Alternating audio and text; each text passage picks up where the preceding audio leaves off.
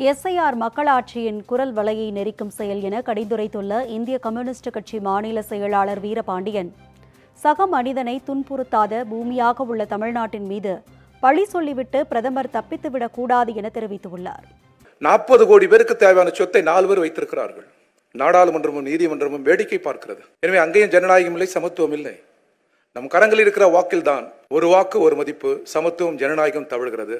அதன் குரல் வலையை நெரிக்க பார்க்கிற போது தமிழக முதல்வரின் கோபம் நியாயம், தமிழ்நாட்டின் கோபம் நியாயம், நமது கட்சி தலைவர்களின் கோபம் நியாயம். எனவே இந்த கூட்டம் முழு நியாயம். வடமாநில தொழிலாளர்களை இன்னலுக்குள்ளாக்குறது தமிழகம் என்ற அந்த கருத்து இருக்கிறதே, அது ஆபத்தின் முழு வடிவம். நான் அறிந்தவரை 200-300 ஆண்டுகளில் மனிதன் மீதான தாக்குதல், மனிதனை புறக்கணிப்பது, மனிதனை அவமானத்துக்குள்ளாக்குவது, பதற்றத்தை உருவாக்குவது, இது போன்று இல்லாத பூமி இந்தியாவில் மட்டுமல்ல உலகிலேயே தமிழ்நாடுதான் என்பதை அழுத்தமாக நான் இந்த கூட்டத்தில் பதிவு செய்கிறேன்.